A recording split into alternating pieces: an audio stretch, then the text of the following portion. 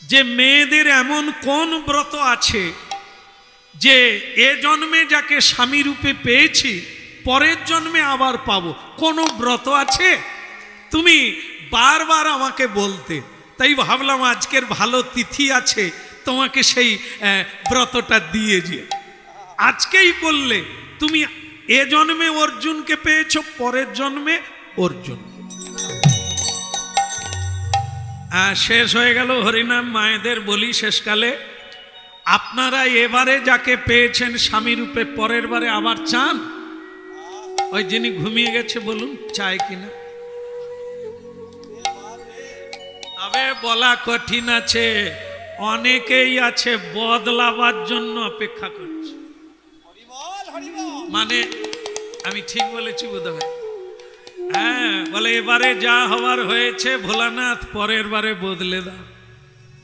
হ্যাঁ, তা ভক্তমণ্ডলী মায়েরা, ও দপ্তর আছে ভোলানাথের কাছে, যা বলবেন এবারেরটা পরের বারে চাই তাও হবে। যার যে তোমাকে সিটি বাজিয়ে ডাকে,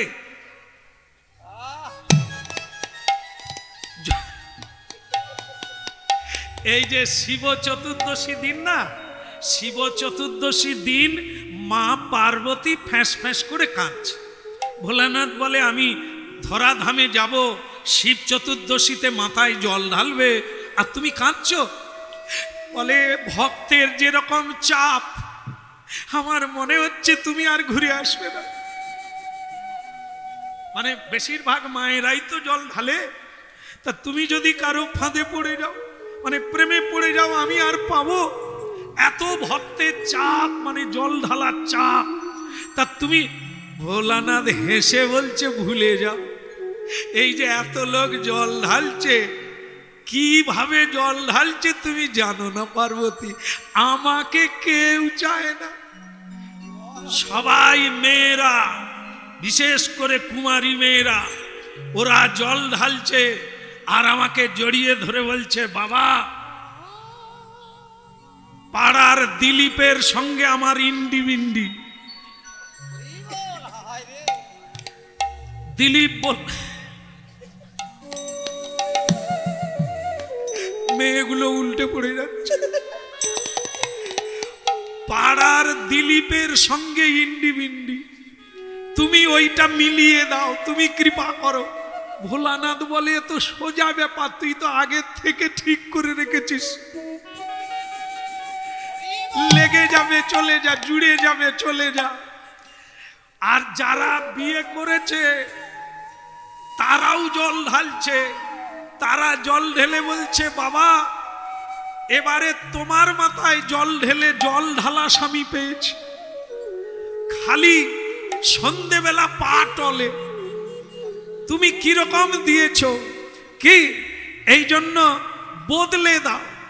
তো ভক্তমণ্ডলী মায়েরা, শিব ঠাকুর মা পার্বতীকে বলছে, আমাকে তো কেউ চায় না, সব দিলীপকে চায়, ভম্বুলকে চায়, তপনকে চায়, শিবকে তো কেউ চায় না, তোমার ভয় কি?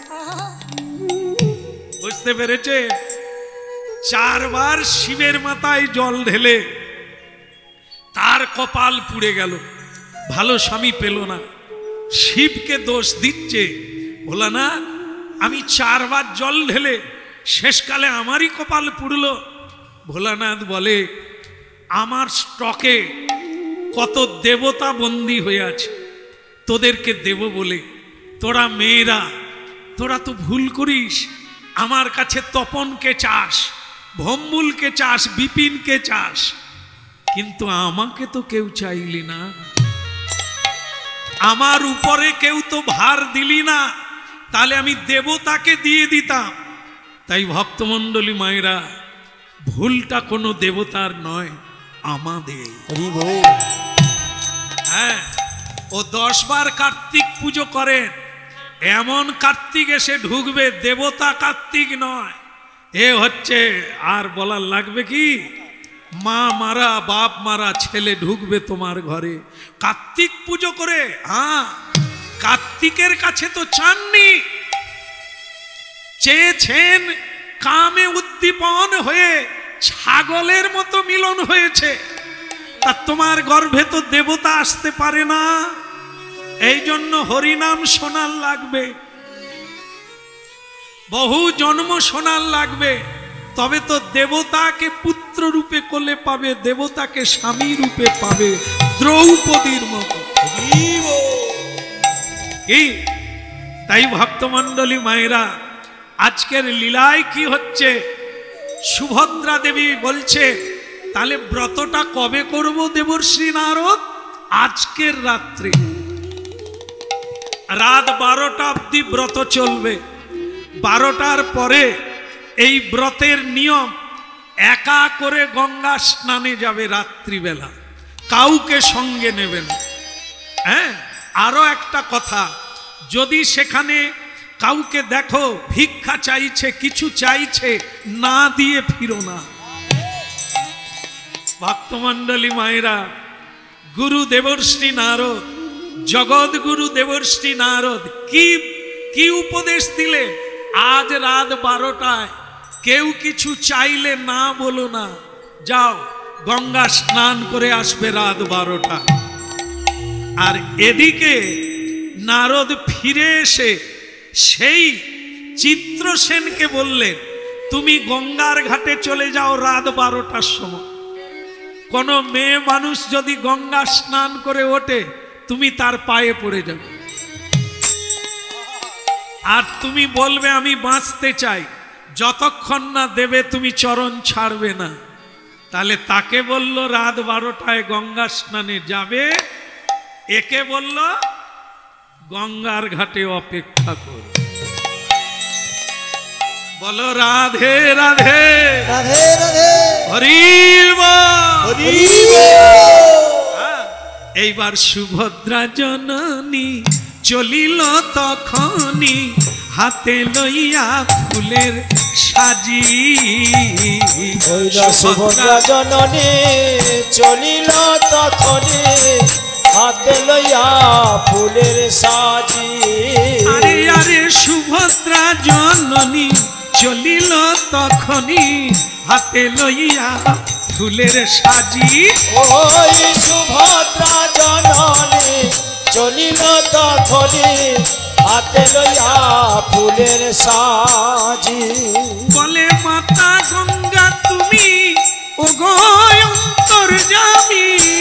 ওই না মাতা গঙ্গা তুমি ওগো অন্তর্যামী। মাতা গঙ্গা তুমি ওগো অন্তর্যামী। মাতা গঙ্গা তুমি অন্তর্যামী তুমি। কৃপা করো ভাগিনী রে, কৃপা করো ভাগিনী রে। ওই সুভদ্রা জননী চলিল তখনই, হাতে লইয়া ফুলের সাজি। ওই না সুভদ্রা জননী চলিল তখনই, হাতে লইয়া ফুলের সাজি। ওম গঙ্গে চ যমুনেশ্বৈব গোদাবরী সরস্বতী নর্মদে সিন্ধু কাবেরী জলস্মিন সন্নিধিং কুরু। গয়া গঙ্গা প্রবাস পুষ্করানি নিতানি তানি, স্নান কালে ভবন্তি হো। গঙ্গা গঙ্গা গঙ্গা গঙ্গা শুভদা মোক্ষদা গঙ্গা গঙ্গা গঙ্গা। কৃপা করো মা, পরের জন্মেও যেন স্বামীকে পাই, অর্জুনকে পাই, এই আমার বাঞ্ছা। ব্রত শেষ হয়ে গেল, মা গঙ্গা গঙ্গা।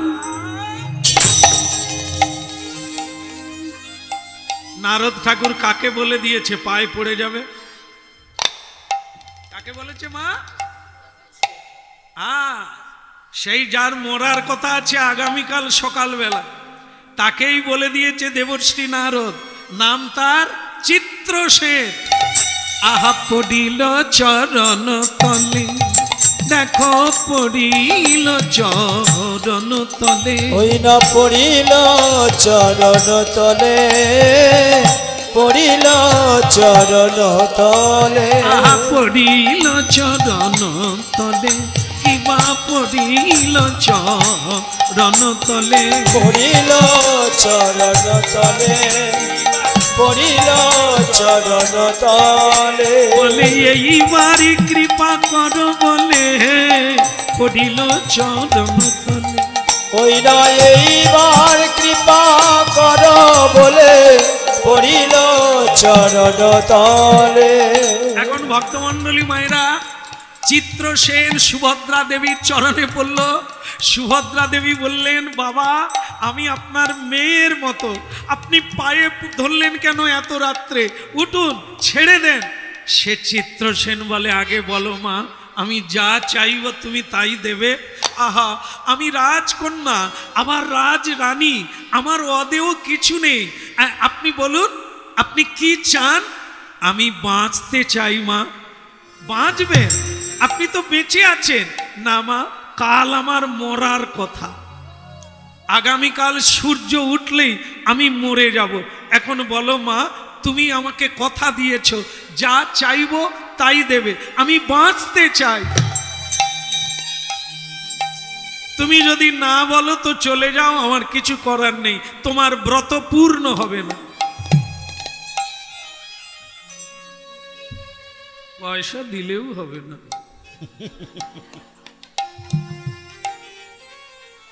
মা আমার সেই সময় এসেছে, কৃপা হোক মা, চলো। এখন কথা হচ্ছে সুভদ্রা দেবীকে বলছে, তাহলে কি তুমি দেবে না মা আমি যা চাই? সুভদ্রা দেবী বলেন, আপনি মরে যাবেন আগামীকাল, কে আপনাকে মারবে? আপনি তার নাম বলুন। আমি কথা দিচ্ছি, আমি ব্রত করেছি, আমার গুরুদেব বলে দিয়েছে কাউকে না বলতে নেই। আপনাকে আমি না বলতে পারি না, আমি কোনোদিন কাউকে না বলি না। আপনি বেঁচে যাবেন, শুধু নাম বলুন, কে আপনাকে মারবে? চুলে ধরে হিড় হিড় করে টেনে আন। কি বাবা? তো তখন মানে এই কি বলবো, চিত্রসেন বলে, নাম তো এখনো শুনেনি, কার নাম?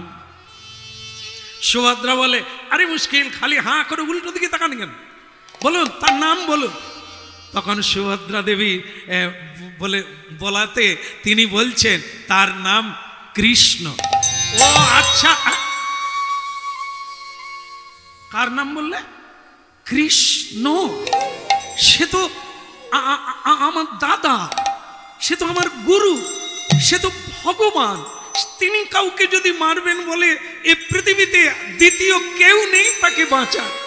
আহ, কি ভগবান, আগে কেন বললেন না যে কৃষ্ণ আপনাকে মারবে? তিনি কাউকে মারলে পৃথিবীতে এমন কেউ নেই তাকে বাঁচায়, তুমিও বাঁচবে না। তাহলে আপনি পারবেন না, তাহলে তো মা আপনারও ব্রত পূর্ণ হবে না, পরের বারে তো অর্জুনকে পাবেন না। নারায়ণ নারায়ণ নারায়ণ নারায়ণ নারায়ণ। একই গুরুদেব আপনি? বলে হ্যাঁ, চলে এলাম। তা সুভদ্রা, তোমার ব্রত পূর্ণ হলো? সুভদ্রা দেবী বলে, আমাকে রাত 12টায় পাঠিয়েছ, আর রাত 12টায় আর কাকে ডেকেছ গুরুদেব? গুরুদেব বলে, কন্যা রে, ব্রত করো, যজ্ঞ করো, কীর্তন করো, জপ করো, ধ্যান করো, নাম করো, দান না করলে ব্রত পূর্ণ হয় না। তা তুমি যে রাত 12টায় দান করবে, লোক পাবে কোথা? তাই আমি পাঠিয়ে দিয়েছি। বলে, গুরুদেব আপনি জানতেন যে কৃষ্ণ এনাকে মারবে? বলে হ্যাঁ জানি। আর তোমার ব্রত পূর্ণ করতে গেলে ওকে দান দিতেই হবে, ওকে বাঁচাতেই হবে, নাহলে তোমার কথার খিলাফ হয়ে যাবে।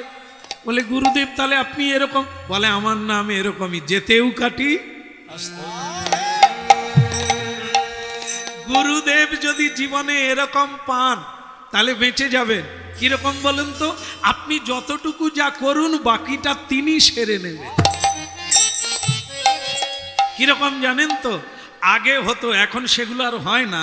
এই গ্রামে গ্রামে এমেচার যাত্রা হতো না বাবা? খুব আনন্দ হতো, নিজেরা যাত্রা করবে, আত্মীয় স্বজনকে ডাকবে, সে এক মজা। এখন সেগুলো ক্রমশ উঠে যাচ্ছে, তাস খেলে বিড়ি খেয়ে সময় কাটিয়ে। বলো রাধারমন কি কাহিনীটা বলি, এর মধ্যেই গুরু লুকিয়ে আছে। কি? এমেচার যাত্রা হবে, নিজেদেরকে চাঁদা দিতে হয়, তার মধ্যে গরিব লোক থাকে, তারা পয়সা খুব দিতে পারে না। এখন একটা ত্যাবড়া লোক আছে, ত্যাবড়া মানে সে তার কথা আটকে যায়, কিন্তু তার পয়সা আছে। এরা ঠিক করলো ওকে একটা পাঠ দেওয়া হবে, আর ওর কাছ থেকে পয়সা নিয়ে নায়িকা নিয়ে আসতে হবে। আর সে বলছে তোকে একটা পাঠ দেব, বলে আমি তাহলে পয়সা দেব, হ্যাঁ আমাকে যদি একটা ভালো পাঠ দাও। এরা জানে যে কথা বলতে পারে না, আটকে যায়, তাকে ভালো পাঠ দেব, একটা ছোটখাটো দিলেই হবে, পয়সাটা তো পাবো। এই শোন, তুই যাত্রার দলে ঢুকে যা, পয়সা দে, সব কিছু ঠিক হলো, তার পাঠটা কি? আমার পাঠটা কি? এমনিতেই আটকে যায়, মাথায় মারতে হয়। তাকে পাঠ দিয়েছে, মহারাজ মহারাজ আততায়ী আসিতেছে, এইটা বলতে হবে, এইটুকু পাঠ। উঠবি আর বলবি, নেবে পড়বি কি, মহারাজ শত্রু আসিতেছে, আততায়ী আসিতেছে, এইটুকু বলবি, নেবে পড়বি। সে খালি মুখস্থ করে, রাত 12টায়ও মুখস্থ করে সব। মহারাজ মহারাজ শালী কে আসিতেছে? আরে আমার পাঠ মুখস্থ নাই, কে আসিতেছে? আততায়ী আসিতেছে। এবার ঠিক হয়ে, যাত্রা দিন যত এগিয়ে আসে তার খালি পা কাঁপে। সে বলে আমি পারবো তো। সে যাত্রার দিন খালি প্রস্রাব ঘরে যায়, খালি আমি আসছি। আরে এই তো এলি, আবার কোথায়? বলে কি করবো, আবার হচ্ছে। সে ম্যানেজার বলে তুই কি উঠবি আর কবার যাবি? ওরে তুই উঠে পাঠটা সেরে দে। বলে আমার কিছু মনে নাই। বলে ম্যানেজার বাবু পয়সা ফেরত দিতে হবে নি, অন্য লোক নিয়ে নে। সে বলে পেন হয়ে গেছে, যাত্রা সিন পড়ে গেছে, আমি লোক কোথা পাবো? পাঠ এদিকে। পমটার মাস্টার বলে দিবে, তুই বলবি তুই আগে উঠে পড়, তোর সময় হয়ে গেছে, উঠে পড়। সে কিছুতেই উঠবে নি, প্যান্টে হয়ে যাচ্ছে, তবু তাকে ঠেলে স্টেজে তুলে দিয়েছে। সে মহারাজ যে হচ্ছে মানে পরিচালক, বড় অভিনেতা, তিনি রাজা হয়ে সিংহাসনে বসে আছে, এ তোদলা উঠতিছে। মহারাজ আসিতেছে, এইটুকু বলে দিয়ে গ্রিন রুমের দিকে যেতে পারেনি, দর্শকের দিকে লাফ দিয়ে পড়ে। লোকেরা বলে জুতো মার, জুতো মার, এটা যাত্রা করতে পারে না, জুতো মার। এখন কি বলবো, সে যেই পড়ে গেছে, এই যে আপনাদের বললাম এখানে গুরু লুকিয়ে আছে, তত্ত্বটা দেখেন। একেই বলে ওস্তাদ। যিনি সিংহাসনে বসে আছেন, সে দেখলো বেটা ভুল করেছে, এই যে পড়ে গেছে উল্টো দিকে, এর লোক হাসাহাসি করছে, কিরকম চালিয়ে দিল দেখুন। সৈন্য সৈন্য, তুমি বুদ্ধিমান, তুমি ভীষণ চালাক, তুমি ঠিক করিয়াছ, তুমি ওই দিক দিয়েই পালাইয়া যাও।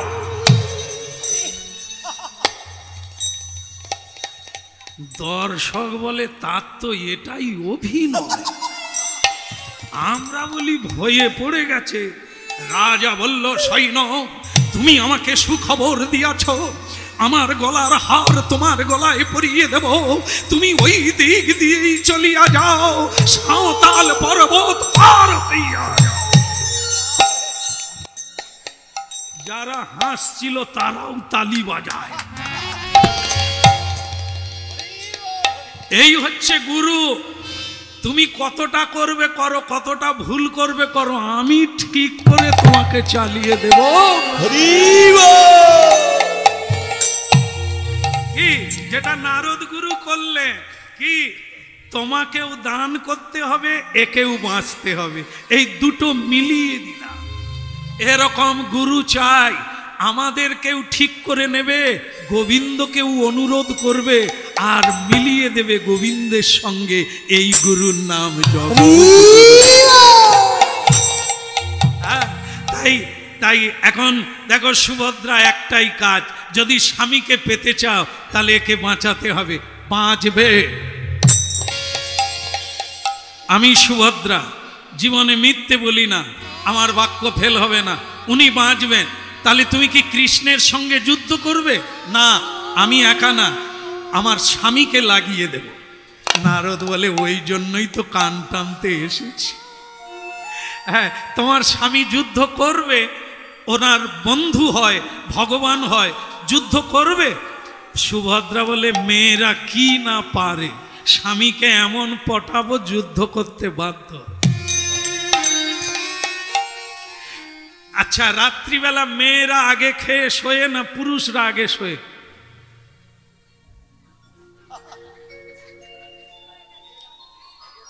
আগে মেয়েরাই শোয়ে।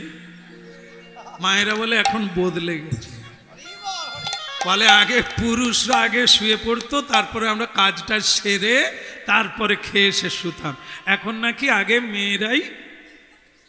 আচ্ছা তাই হোক, দিন যদি বদলে যায় আমি কি করব।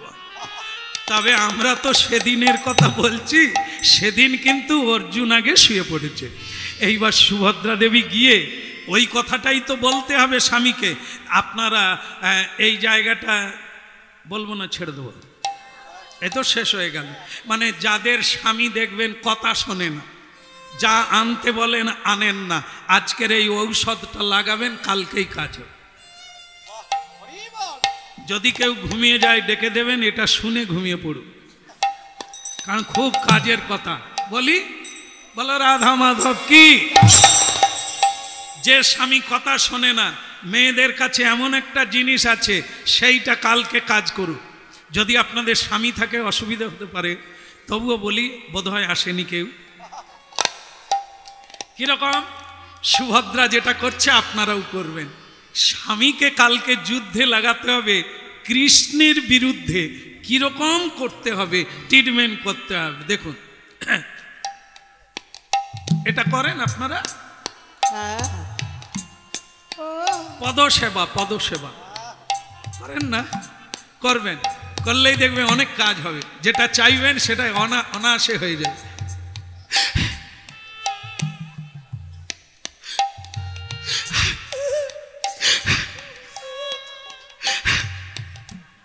এটা কিন্তু কোনো রস নাই, শুকনো অ্যাক্টিং, মানে অভিনয়। শুধু দু চারটা খিজ মারবে। এমন কোনো পাষাণ স্বামী নাই যে সে আপনার কথা শুনবে না, শুধু খিজ মারবে না, কিচ্ছু না। চোখে জল টল দর, একে খিজ বলে। দু চারটা ধাক্কা মারবেন, স্বামী না উঠে দেখবেন, উঠেই বলবে কি হয়েছে? আমার মা তোমাকে কিছু বলেছে? মাকে তাড়িয়ে দেব না। আমার বাবা কিছু বলেছে? খাওয়া বন্ধ করে দেব। আমার বউ বলে কথা তোমাকে কাঁদিয়েছে? আহারে পুতুল সোনা আমার। সে তখন আমি যা বলবো তুমি কি শুনবে? শুনবে মানে শুনতে হবে। তুমি আমার স্ত্রী, আমি শুনবো না? এই সারাদিন খেটে বেটে এলাম, তুমি যদি হেঁচকি মারো ভালো লাগে? বলো কি হয়েছে বল। আরে বলো না। আজকে আমি গঙ্গা স্নানে গিয়েছিলাম, ঠিক আছে, ভালো কথা। মেয়েরা গঙ্গা স্নানে যায় ব্রত করে বাড়ির মঙ্গলের জন্য। তা কি হয়েছে? এক সাধুর সঙ্গে দেখা। সে সাধু আগামীকাল মরে যাবে, তাকে একজন মারবে। তা আমি তাকে কথা দিয়েছি সে বাঁচবে। এই জন্য বলে অবলা মেয়ে। আরে কে মরে যাবে, কে কাটা হবে, কে উপরে যাবে, তুমি তাতে মাথা গলাতে গেছো কেন? তাহলে তো তুমি শ্মশানে শ্মশানে ঘুরবে, কারা কারা মরে যাবে তুমি বাঁচাবে। তা যাকগে, তুমি তাকে বাঁচাবে বলেছো, বলে হ্যাঁ। তাহলে তাকে মারবে কে? তুমি যখন কথা দিয়েছো, আমিও তোমায় কথা দিয়েছি। এখন বলো কে তাকে মারবে, তার নাম বলো, আমি এই রাতের মধ্যেই তাকে ধরে আনব। তখন সুভদ্রা বলে এখনো তো নাম শুনেনি। নাম শোনার পর তুমি কেমন থাকো সেটাই হচ্ছে থার্মোমিটারের জ্বর উঠা। দেখি কি করো। তা কি করছে? হ্যাঁ, ভগবান এখন অর্জুন বলছে নাম বলো, তার নাম বলো। এই রাত্রে আমার ঘুম কামাই, কে লোকটা মারবে কাকে, তুমি তার নাম বলো। বলে সেই লোকটার নাম হচ্ছে, ওই যে মরবে তার নাম হচ্ছে চিত্রসেন, যিনি মারবেন তার নাম ফটক সেন, তার নাম হচ্ছে মানে সুভদ্রা দেবী টুক করে তুলোর মতো ফেলে দিয়েছে, তার নাম কৃষ্ণ। যেই বলেছে কৃষ্ণ, অমনি অর্জুন এতক্ষণ খাটে শুয়ে শুয়ে কথা বলছিল, শোনা মাত্র খাট থেকে পড়ে গেল, মানে মেঝেতে পড়ে গেছে। পড়ে গিয়েই বলছে তুমি কার নাম বললে? আরে সে তো আমার বন্ধু, সে আমার গুরু, সে আমার সর্বস্ব ধন, তার সঙ্গে আমি যুদ্ধ করব? সে যদি কাউকে মারবে বলে তার কি বাঁচার আশা আছে? আবার খিচ। অর্জুন বলে তুমি আমার কাঁদছো, তুমি তো পারবে না, তাহলে আমি বরং মরে যাই। আমি যে কথা দিয়েছি কথা রাখা হলো না, তখন মরাই তো উচিত। তুমি শুয়ে পড়ো, কেমন মশারি টাঙিয়ে শোবে, আমি চলে যাচ্ছি, সময় মতো খাবে। বুঝতে পারছে এর কি যাওয়ার ইচ্ছা আছে? আরে সে মশারি টাঙাবে, কি খাবে না খাবে তুমি তোমার মরো না। এত পা ঘষার মানে কি? যদি বলে চলে এসো। আমাদের ওখানে মাধবীর মা বলে একটি মা আছে, তার স্বামীর সঙ্গে ঝগড়া, রাত 11টার সময় ট্রেনে কাটা হয়ে মরতে যাচ্ছে, 11টার ট্রেন। কেমন পাড়ার একটি মেয়ে মাছ বিক্রি করে বাড়ি ফিরছে, বলে মাধবীর মা এত রাত্রে কোথায় যাবি, বাজার তো বন্ধ হয়ে গেল। বলে আমি বাজারে যাচ্ছি না, তোমার দাদার সঙ্গে বনিব না, তাই আমি রেলে কাটা হয়ে মরতে যাচ্ছি। তাহলে মরবি মরবি, হাতে হারকিন কেন? তোর হাতে হ্যারিকেন কেন? সে বলে যদি রাস্তায় সাপ টাপ থাকে। বলুন তো এ কি মরবে যাচ্ছে? সাপে মোর আর ট্রেনে মোর, মোরাই তো। কিন্তু সে বলে যদি রাস্তায় সাপ থাকে, তখন সেই মেয়েটা বলে তুই মরবি না বাঁচবি আমি ধরে ফেলেছি, তুই ঘর চ। ঠিক সুভদ্রা দেবী খালি বলে মশারি টাঙিয়ে। আরে মশারি চলে এসো, আর মরতে হবে না, চলে এসো, আর মরার লাগবে না। আমি আগামীকাল যুদ্ধ করব। তুমি যাকে কথা দিয়েছো আগামীকাল সে বাঁচবে। ভাই বোনে লাগলো লড়াই, দেখো রে সবাই। ওরে ভাই বোনে লাগলো লড়াই, দেখো রে সবাই। এখন ভাই বোনে লাগলো লড়াই, দেখো রে সবাই। ওরে ভাই বোনে লাগলো লড়াই, দেখো রে সবাই। যাই যাই বলি হারি যাই, ভাই বোনে লাগলো লড়াই। ওই যাই যাই বলি হারি যাই, দেখো রে লাগলো লড়াই। ও ভাই বোনে লাগলো লড়াই, দেখো রে সবাই। ওরে ভাই বোনে লাগলো লড়াই, ভাই বোনে সবাই।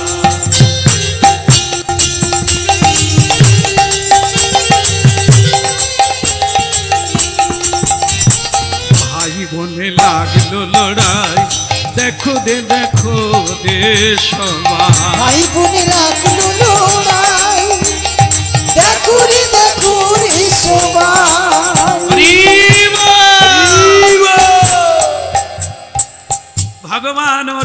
ভগবান কৃষ্ণ অর্জুনকে বলছেন, রে নরাধম অর্জুন, নারীর কথা শুনে যে পুরুষ উঠে বসে সে এক অধম পুরুষ। তুই সুভদ্রা কি বলল, আর অমনি বন্ধুর সঙ্গে যুদ্ধ করতে এলে সব বন্ধুত্ব ভুলে গেলে, ছি তোমার দুর্ভাগ্যের সীমা নাই। অর্জুন বলে ঠিক বলছে, বলুক, এর কোনো জবাব নেই। আমি তো বউয়ের কথা শুনেই যুদ্ধে লাগছি, আমার কি ঠিক হচ্ছে? হ্যাঁ, তখন সুভদ্রা বলছে কি গো, তোমাকে যে নরাধম বলল তুমি কিছু বলবে না? বলে ঠিকই বলছি, বন্ধুর সঙ্গে কেউ যুদ্ধ করে? তো তখন সুভদ্রা দেবী বলছে, তুমি কিছু বলতে পারো না, তোমাকে নরাধম বলল স্ত্রীর সামনে। বলে আমি কি বলবো, তার তো কোনো দোষই নাই। বলে তুমি বলো যে কৃষ্ণ কোন মেয়ের পা মাথায় তুলে কেঁদেছে, এটা বললেই বুঝতে পারবে। তো অর্জুন বলে আমি যতদিন কৃষ্ণকে দেখেছি, দেবনারী, গন্ধর্ব নারী, ঋষি মুনির নারী সকলেই তার ভজন করেছে, কৃষ্ণ কারো পা ধরে মাথায় তুলেন। বলে তুমি বুঝবে না, শুধু বলে দেখ। ভগবান কৃষ্ণ বললেন, হে অর্জুন তুমি আর বলবে কি, তুমি তো পুরুষের অধম। তখন সুভদ্রার কথা শুনে অর্জুন বলে দিয়েছে, কৃষ্ণ আমাকে বলছো অধম, কিন্তু তুমি কোন মেয়ের চরণ ধরে কেঁদেছিলে? কৃষ্ণ বলে, অর্জুন জানলো কি করে? বৃন্দাবনে রাধারানীর চরণ ধরে কেঁদেছিলাম, সে তো অর্জুন জানে না। কি করে জানলো অর্জুন? তার মানে সুভদ্রা বলেছে। সুভদ্রাকে বলরামের মা বলেছে, বলরামের মাকে যশোদা বলেছে, যশোদাকে বৃন্দাবনের বুড়িমা বলেছে। তার মানে কথাটা কানে কানে বৃন্দাবন থেকে দ্বারকায় চলে। এসব সুযোগ দেওয়া যাবে না, বান মেরে যুদ্ধ করতে হবে। কথা বললেই সব নোংরা কথা বেরাবে। অর্জুন ওসব মেয়েলি কথা বাদ দিয়ে দাও। কে কার পায়ে ধরেছে তোমার শুনে লাভ নেই। তুমি বরং বানে বানে কত বড় বীর, আর আমার সঙ্গে যুদ্ধ করে দেখো। বানে বানে বানে বরিশন করো রে সবাই দর্শন। বানে বানে বানে বরিশন করো রে সবাই দর্শন। বানে বানে বানে বরিশন করো রে সবাই দর্শন। ওই বানে বানে বান বরিশন করো রে সবাই দর্শন। অর্জুন একটা বান মারলো, সেই বানটা ফুলের মালা হয়ে কৃষ্ণের গলায় এসে পড়ল।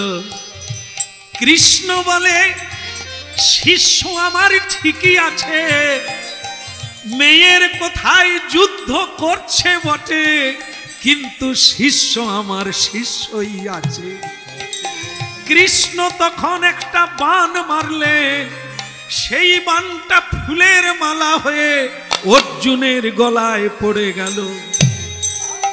অর্জুন বলে, গুরু আমার ঠিকই আছে, লোক দেখানো যুদ্ধ চলছে, কিন্তু গুরু আমাকে মালা দিয়ে আশীর্বাদ জানিয়ে দিয়েছে।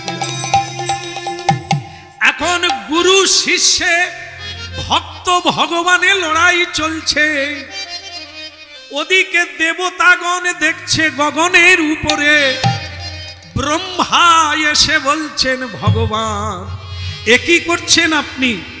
ভক্ত ভগবানে যদি যুদ্ধ করেন, পৃথিবীতে পূজা পাঠ কীর্তন সবই বন্ধ হয়ে যাবে, কি করছেন আপনি? ভগবান বলে, আমি করব না, আমি চিত্রসেনকে মারব, কথা দিয়েছি তাকে দণ্ড দেব। আর সুভদ্রা অর্জুনকে নিয়ে যুদ্ধ করতে এলো, মারব না? আচ্ছা অর্জুন, ব্রহ্মাজি বলছেন তুমি ভগবানের সঙ্গে যুদ্ধ করো কি করে? বলে আমি কি করব, আমার বউকে আমি কথা দিয়েছি, আমার বউর কথা রাখতে হবে, যুদ্ধ আমাকে করতেই হবে। বরং ভগবানকে বলো যুদ্ধ বন্ধ করতে।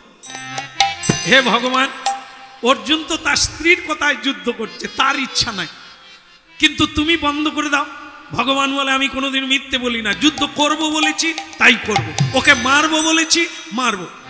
তো ব্রহ্মা বলে, এর আগেও আপনি মিথ্যে বলেছেন। হ্যাঁ, আমি ভগবান হয়ে মিথ্যে বলেছি? বলে, বৃন্দাবনে আপনি যখন রাধারানীর মন্দিরে যাচ্ছিলেন, রাধা কুঞ্জে, তখন আমি চন্দ্রাবলীর ঘরে ঢুকে যান না? আর সেই রাত্রি আপনি চন্দ্রাবলীর কুঞ্জে থেকে গেলেন, রাধারানী সারা রাত্রি কাঁদলো, আপনার কি কথার দাম ছিল? ভগবান বলে, সে একবার হয়েছে, হয়েছিল, এটা হয়েছিল, আমি করে ফেলেছি, কিছু করার নাই, সেটা বাদ দিয়ে দাও। বলে আরো আছে, আপনি কুরুক্ষেত্রের যুদ্ধে অস্ত্র ধরবেন না বলেছিলেন, কিন্তু রথের চাকা খুলে নিয়ে আপনি ভীষ্মদেবকে মারতে যান না। ভগবান বলে ওটাও একবার হয়ে গেছে। তো ব্রহ্মাজি বলে খাতা খুললে ওরকম অনেক বেরাবে, আর একটা ভুল করো, তুমি আজকে মারবে বলেছো, মারবে না, এটাও একটা ভুল হয়ে থাক। ভক্ত মাজলে ভক্তি থাকবে, আর সকলে তোমার হরিনাম গাইবে, তোমার উপর আস্থা।